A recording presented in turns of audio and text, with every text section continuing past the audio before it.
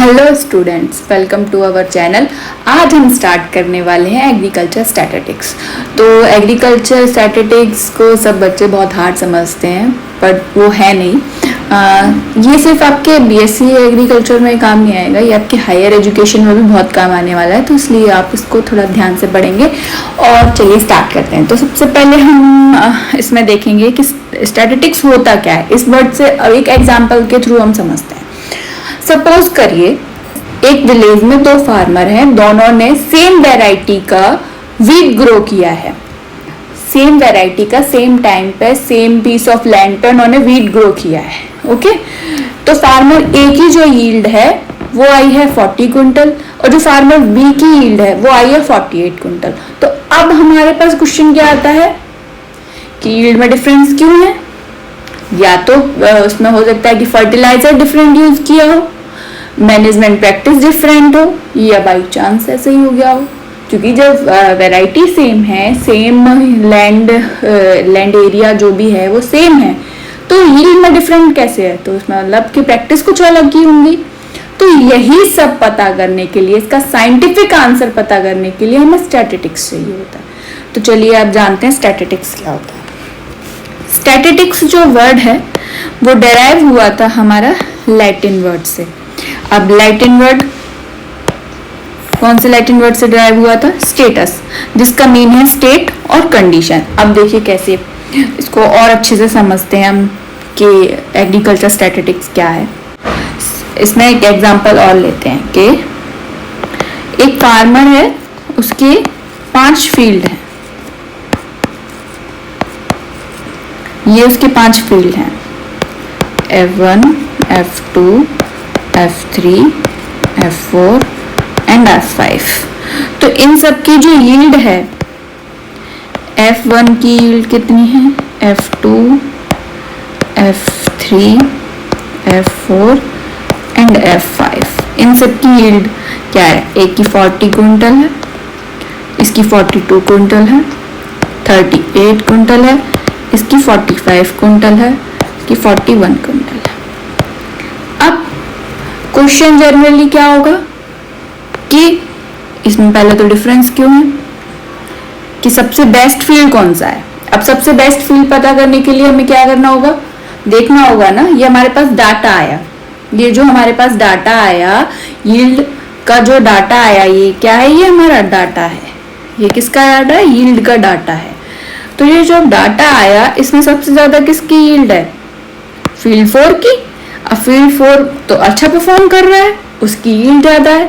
तो ये सब, और अब हमें निकालना है कि एवरेज यील्ड क्या थी पांचों फील्ड की। तो हम उसको फॉर्मूला लगाएंगे, मीन निकालेंगे। एवरेज मीन निकालते हैं तो उसमें फॉर्मूला लगेगा, इनको ऐड करके इसका डिवाइड करेंगे टोटल फील्ड का। तो ये चीजें हम किसे पता करते हैं? स्टैटिस्टिक्स के। तो इस सब चीजों को एनालाइज करके एक कंक्लूजन पर निकलना क्या है हमारे लिए? स्टैटिस्टिक्स है। अभी और अच्छे से डेफिनेशन से पढ़ते हैं। Okay, the science of collecting, classifying, presenting, analysing, interpreting numerical data. अब हमने डाटा कलेक्ट किया, क्लासिफाई किया, उसको प्रेजेंट किया और फिर हमने उसको एनालाइज किया कि कौन सी फील्ड अच्छा है या कौन सा फील्ड की यील्ड ज्यादा है। तो ये सब चीजें हमें किसके थ्रू पता चली? स्टैटिस्टिक्स के through. Whenever we collecting data information and use it to reach out a conclusion, we are using statistics. अगर हम कोई डाटा कलेक्ट कर रहे हैं और फिर उसके बाद किसी कंक्लूजन पर आ रहे हैं तो उसको क्या कहेंगे हम? स्टैटिस्टिक्स। स्टैटिस्टिक्स अभी इनिशियली किसमें यूज होता था सबसे ज्यादा? गवर्नमेंट उसका क्या इंफॉर्मेशन कलेक्ट करने में कर रही है? पॉपुलेशन, जो अभी हुआ था पॉपुलेशन के लिए और लैंड के लिए, टैक्सेस के लिए, इन सब के लिए गवर्नमेंट क्या करती है? डाटा कलेक्ट करती है, जनगणना करती है। तो ये गवर्नमेंट इसको यूज कर रही है। और फिर अब स्टैटिस्टिक्स सिर्फ मतलब कि ये नहीं है कि गवर्नमेंट ही यूज कर रही है, एग्रीकल्चर फील्ड में भी उसका यूज है, मेडिसिन में भी उसका यूज है, इकोनॉमिक्स में भी, इंजीनियरिंग में भी, बिजनेस में भी, हर फील्ड में स्टैटिस्टिक्स का यूज है। इवन हम अपनी डेली लाइफ में भी स्टैटिस्टिक्स का यूज करते हैं। जैसे एवरेज मार्क्स कैलकुलेट करना। एवरेज मार्क्स मतलब हम उसको स्टैटिस्टिक्स यूज कर रहे हैं, एवरेज निकाल रहे हैं। ओके, अब आते हैं एग्रीकल्चर स्टैटिस्टिक्स क्या है। Agriculture statistics is the application of statistics method to agriculture data and agriculture research. जो भी स्टैटिस्टिक्स का हम जो भी डाटा कलेक्ट कर रहे हैं और जो भी एनालाइज कर रहे हैं वो एग्रीकल्चर से रिलेटेड है, तो वो एग्रीकल्चर स्टैटिस्टिक्स है। अब जैसे बहुत सारे क्वेश्चन होते हैं, एक रिसर्चर के लिए एक बहुत सारा क्वेश्चन होता है कि कौन सी वैरायटी सबसे अच्छी है, कौन सा फर्टिलाइजर अच्छा परफॉर्म कर रहा है, और इरिगेशन रिक्वायरमेंट क्या है किसी भी फील्ड की या क्रॉप की, और कौन सा क्रॉप मैनेजमेंट प्रैक्टिस अच्छा है।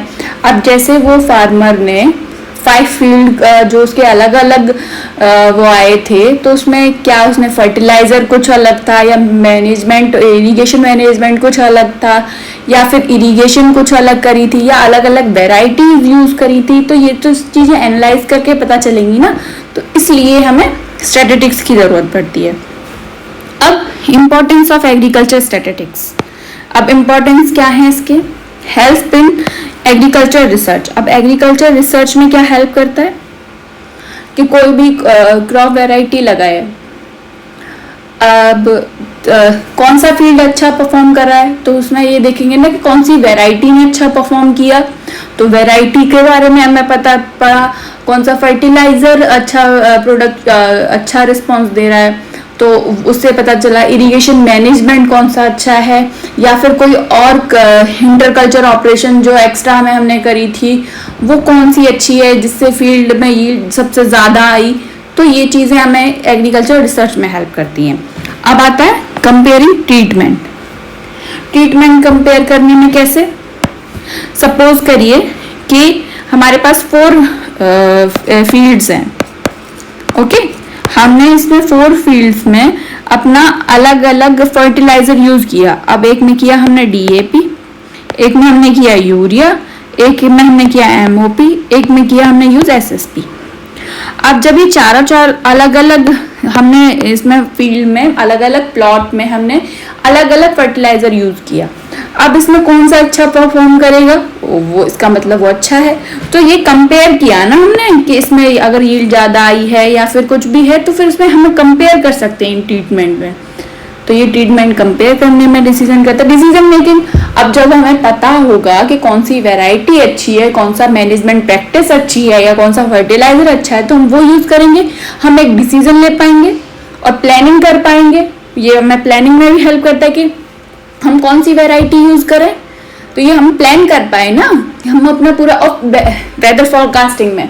अब जैसे मानसून जल्दी आने वाले हैं, फॉरकास्टिंग हो चुकी कि मानसून जल्दी आ रहे हैं, तो मानसून जल्दी आ रहे हैं, अगर हमें क्रॉप लगानी होगी जो मानसून में लगेगी या उससे पहले लगनी होगी, तो उस हिसाब से हम अपना क्रॉप का प्लानिंग कर सकते हैं। ओके, अब एप्लीकेशन क्या क्या है इसके, कि क्रॉप इम्प्रूवमेंट प्रोग्राम्स में यूज होता है, प्लांट ब्रीडिंग में भी यूज होता है, सॉइल साइंस में कहाँ की पर्टिकुलर लैंड अच्छी है, कहाँ कौन सी क्रॉप किस लैंड में सबसे अच्छा बेस्ट ग्रो कर रही है, ये सब चीजें हमें किसके थ्रू पता चलती है, स्टैटिस्टिक्स के थ्रू। तो क्रॉप एग्रोनॉमी ट्रायल्स में, प्लांट पैथोलॉजी स्टडीज में, एग्रीकल्चर इकोनॉमिक्स में, लाइव स्टॉक प्रोडक्शन में, वेदर फॉरकास्टिंग में और यील्ड एस्टिमेशन में। तो इन सब की चीजों के लिए हमें किसकी जरूरत पड़ती है, एग्रीकल्चर स्टैटिस्टिक्स की। अब एग्रीकल्चर स्टैटिस्टिक्स सिर्फ ये नहीं है कि डाटा कलेक्ट कर लिया और एग्रीकल्चर, उस डाटा को कलेक्ट करके उसको एनालाइज करके किसी कंक्लूजन पर पहुंचना स्टैटिस्टिक्स है।